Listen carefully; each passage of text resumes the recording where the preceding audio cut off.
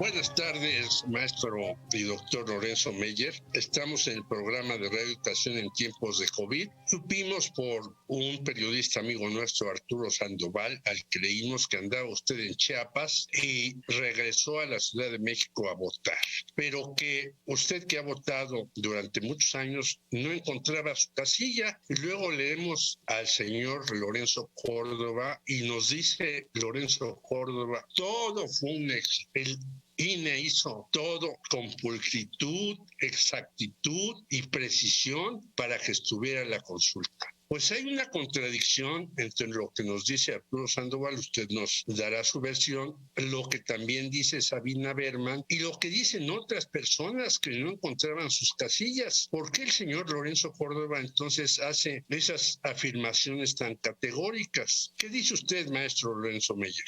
Bueno, que una cosa es la formalidad, o sea, la forma, y otra es el contenido. Yo creo que el INE puede, sus dirigentes, se les puede calificar de muchas maneras, menos de tontos. Saben cumplir con las formas, pero deja mucho que desear el contenido. Sí pusieron las casillas, nada más que las pusieron en otros lugares y no precisamente de fácil acceso, como fue mi caso en San Nicolás Totolapan, aquí en la Magdalena Contreras. Pero no es solamente eso, sino el despliegue de la publicidad tampoco se hizo, aunque la respuesta del INE es también impecable. Los recursos no alcanzaron, no nos dieron. Si hubiera habido, como diría el general Anaya, si hubiera habido parque, no estarían ustedes perdiendo su tiempo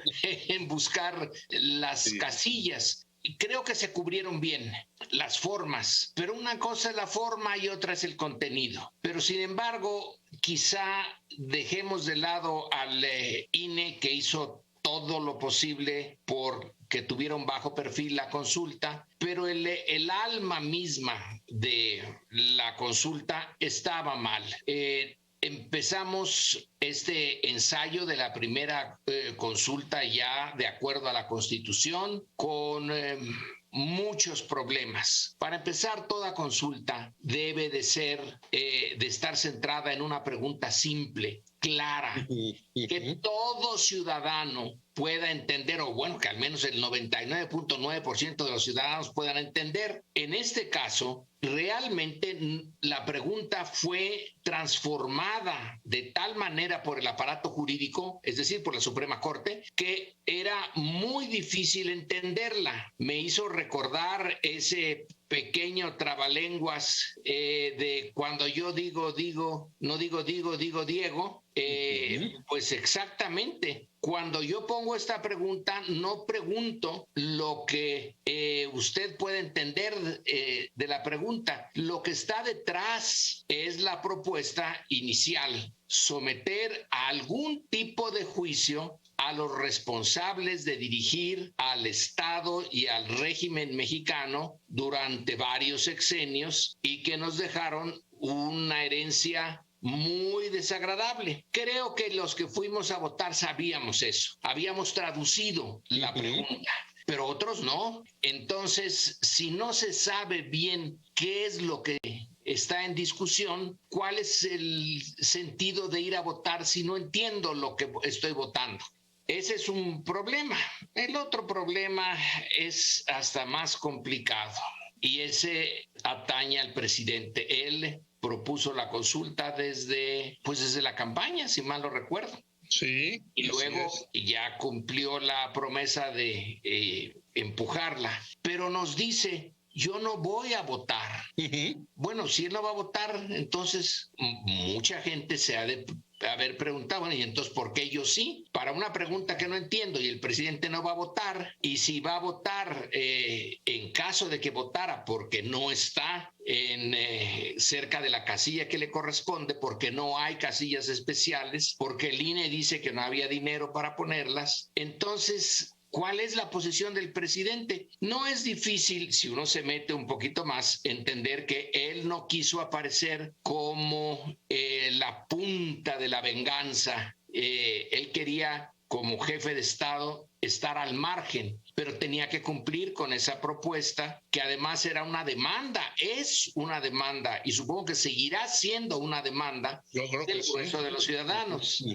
Y ahí tenemos bastante confusión. Y sí, que no se le dio la publicidad debida, que hay una parte de la ciudadanía que está en contra del gobierno de López Obrador, y todo lo que él proponga pues es negativo, y por lo tanto tratarán de sabotearlo. Esa es otra. Y el resultado es de relativamente pocos fuimos a las mesas a poner nuestro voto. No podemos decir que sea un éxito, aunque Andrés Manuel López Obrador diga que sí fue un éxito, pues el indicador de los números no lo avala.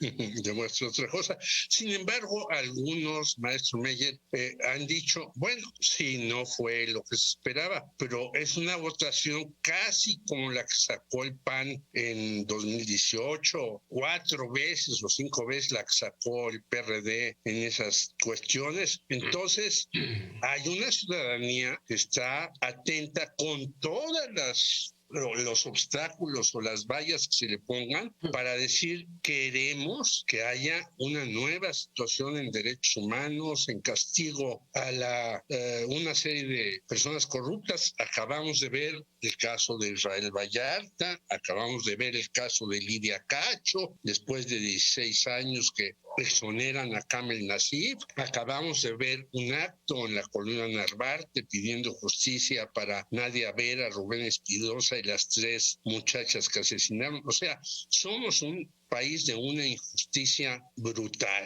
¿Usted cree que debemos de encaminarnos a una comisión, como creo que usted lo ha dicho, de la verdad, no de la mano del gobierno, sino de la mano de la sociedad, para poder desentrañar todos estos problemas? ¿O qué hacer ante una justicia tan parcializada e ineficaz, maestro Meyer? Es muy buena la pregunta. Nuestro aparato de justicia desde la época colonial, pero yo creo que se puso peor todavía con la independencia, es una estructura que sirve para varias cosas, menos para impartir justicia. Me parece que esa es la tarea a la que no está abocado desde el Ministerio Público hasta la Suprema Corte, con diferentes grados, pero nos ha fallado siempre el aparato de justicia. Es una falla estructural. Andrés Manuel López Obrador dice que hay que modificar todo esto, todo este aparato. Va a ser muy difícil, pero tiene razón. Hay que empezar por cuestionar la legitimidad realmente de lo que nosotros entendemos por la estructura jurídica mexicana. Y la posibilidad de una comisión de la verdad, bueno, está abierta. Creo que es una vía, pero acordémonos del tribunal de Jean-Paul Sartre sobre Vietnam, que fue un momento interesantísimo. Al final, pues sirvió para difundir la idea de que la guerra que llevaba a cabo Estados Unidos en ese país asiático y que lo estaba destruyendo era una guerra injusta, que debía suspenderse, pero no tuvo un efecto inmediato, fue de largo plazo. La conciencia mundial y en Estados Unidos finalmente acepta, después de muchos años, que fue una guerra injusta, además de estúpida, las dos cosas juntas. Y el tribunal, pues, sí sirvió, pero nosotros no podemos esperarnos tantos años. Hay que hacer varias cosas a la vez, supongo yo. ¿Cuáles, maestro Meyer? Insistir en que el gobierno, bueno, ese aparato que está dentro de la estructura del Estado, que es el aparato jurídico, modificarlo, hacer una presión como esta. Sí, la consulta es una presión, no es un ejercicio vano, es el primer intento y ya viene el segundo, que es lo que más me preocupa. La revocación. Ese es el centro, debe de ser el centro también. La justicia ante tanta injusticia, bueno, Quizá ese, me desdigo, ese debía de ser el centro de nuestra preocupación. Pero lo inmediato es el año entrante. La oposición a cambios sustantivos en México es muy fuerte porque los intereses creados le han dado forma a un país muy injusto que beneficia a pocos, perjudica a muchos, pero esos pocos son capaces de defenderse muy bien y el año entrante lo van a intentar. El reto que le puso Andrés Manuel a la oposición es un reto a todos nosotros. Les dijo, únanse. Sí. Es más, les dio el consejo. Casi. Aquí los espero en la esquina a todos, les voy a dar. Sí. Ahora, es que no se trata, revocación es solamente una parte de lo que vamos a resolver con la segunda gran consulta popular. La otra es la reafirmación, es revocación o reafirmación del mandato. Porque si no se le revoca, no se queda igual que antes del ejercicio de la consulta, sino que se va a renovar la energía política que apoya a la transformación que encabeza Andrés Manuel López Obrador. Así que cualquiera de los dos resultados no va a ser como en esta ocasión, que se intentó hacer algo para someter a los expresidentes a un cierto juicio, no se pudo, y estos siguen tan tranquilos y hasta hacen burlas y chistes como bastante malos como Fox. Siempre ha sido malo para todos, por cierto. En el siguiente encuentro, pase lo que pase, no va a quedar igual la escena política mexicana. Cualquiera de los dos resultados va a ser sustantivo, muy importante. Entonces, debemos de tener en cuenta esto que pasó el 1 de agosto como una lección en muchos aspectos de la vida personal y colectiva. Los golpes, los fracasos pueden transformarse en lecciones que ayuden a superar el obstáculo. Si son bien asimilados, se aprende. Y aquí tenemos varios puntos de aprendizaje. Oiga, maestro, pero no uno sería Morena, porque algunos han dicho Morena quedó a deber. Ya olvidémonos si votaron 7 millones o 6 millones. Morena quedó a deber, no hizo el trabajo que debía. Incluso en estados donde Morena había ganado ampliamente las gubernaturas hace unos meses. ¿Qué opina usted al respecto, maestro Meyer? Que esa afirmación es tan rotunda y grande como una catedral, en efecto. Hay que recordar que para llevar a cabo la consulta, esta primera consulta, se hizo un esfuerzo magnífico para juntar los 2 millones de firmas en un periodo muy pequeño, y ahí también tuve con mi familia que hacer unas expediciones rarísimas para encontrar la mesa donde podíamos firmar. Nos agarró un aguacero que tuvo consecuencias, pero al final persistimos y logramos poner nuestras firmas. Pero fue un esfuerzo fantástico que no existió esta vez. Esta vez yo no vi nada que se pareciera a ese impulso inicial.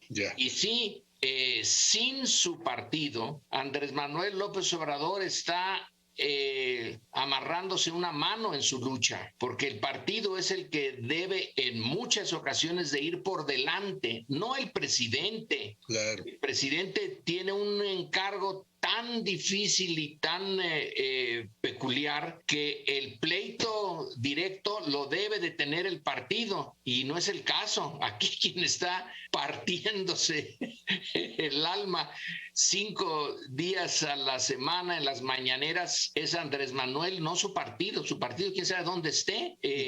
Si en pugnas internas, si rascándose la barriga, si esperando que la propia popularidad de Andrés Manuel lo siga alimentando. Es realmente un papel muy triste el que hizo en esta ocasión. No se le vio energía. Está más interesado en sus problemitas internos, en las carreras internas, que en su papel histórico, porque debería de estar consciente del papel histórico que se le pide jugar, y no, está jugando en otras cosas. Sí. Oiga, maestro, finalmente y de manera muy rápida, en La Silla Rota reproducen unas declaraciones que hizo usted en una entrevista con Carmen Aristegui y casi dicen que usted señala que los que no fueron a votar no son humanos. ¿Realmente dijo usted eso con Carmen Aristegui? Y digo La Silla Rota porque es dirigida por un señor Roberto Ro, que colabora con usted, junto con usted en el Universal, que trae un pleito con Andrés Manuel muy enconado. Junto. Sí, junto, perdón. Lo que dije es que viendo la historia de México en los últimos 7 siglos, la visión que se tiene de el mexicano súbdito común y corriente es que no le importa la política, y hay razones profundas para que no le importe, porque es su defensa frente al Estado, frente a la corona española y frente a ese Estado caótico que vino en el siglo XIX y frente al Estado autoritario de el porfiriato y del siglo XX. Entonces, ¿qué es lo que puede hacer un individuo desarticulado? Ni modo que refugiarse en un partido político o algo por el estilo, no, simplemente se margina de la política y trata de evitar el meterse en esos asuntos. Es su defensa, es una defensa que finalmente le ha servido. Es oír a la autoridad, no creerle desde luego, porque ya la experiencia le ha enseñado a no creer en cualquiera, sea el PRI, sea el PAN, o sea ahora Andrés Manuel. Y cuando hay un pedido, una orden del gobierno, hay que decir que sí, pero no hacerle caso. Si se puede evitar, mejor. Decirle sí señor, y en cuanto dé la espalda, decir no, a otro perro con ese hueso, a mí ya no me engañas, porque ha habido un engaño de generación en generación y por siglos. Entonces, ¿qué cosa queda? Si el desengaño es de siglos, es no hacerle caso en la medida en que pueda uno evitar el castigo. Si hay que hacerle caso es porque puede castigar al súbdito, no al ciudadano, al súbdito. Entonces todavía nos queda mucho de súbditos. Eso es lo que sí, que usted y sostengo. Pero ya ve que luego los periodistas, y yo lo soy, queremos sacar con una frase toda una explicación. Le agradecemos mucho esta entrevista para Radio Educación, maestro Meyer, y qué bueno que nos explica varias cosas, aparte de la consulta, y estaremos en contacto con usted, si no le incomoda, antes de marzo de 2022, para que veamos qué va a pasar en esa otra cuestión, porque algunos dicen, a lo mejor se hace, a lo mejor no se hace. No podemos meternos ahorita a discutir eso por el tiempo, pero muchas gracias por sus observaciones. Como siempre, lo admiramos, le mandamos un saludo a usted y a su familia y estaremos en contacto con usted, si nos permite, para una próxima conversación. Cuando ustedes así lo deseen, mi colaboración con Radio Educación, en la medida en que Radio Educación me la pide, llevo años. Sí, lo sabemos. En ese asunto. Muchas gracias por así todo, que hasta la siguiente. Hasta luego.